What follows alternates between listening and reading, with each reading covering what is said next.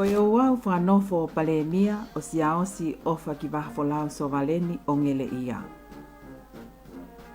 Nai fanofo ene afio king Tupou wono i pongpongi o ahoni i palasi fakatu'i a eki Palemia fili Siaosi Sovaleni Hu'akavameiliku ke lakanga ko Palemia o Tonga.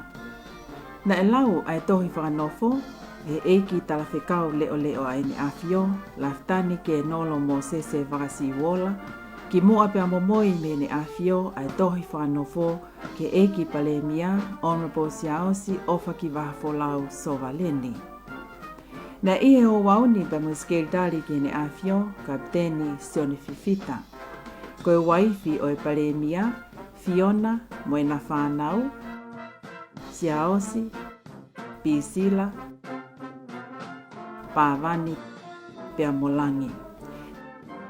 Na iai fōki pa mangahi kautaha o ngongo o kawai ai o ngongo a leti o Tonga mo televisioni Tonga.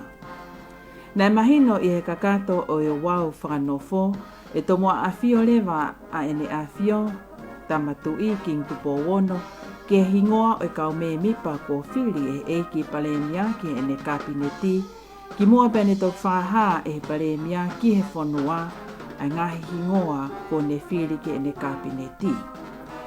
Kono fakahoko atu ia, ko pau ki o atu ia i he leti o Tonga po televisioni Tonga.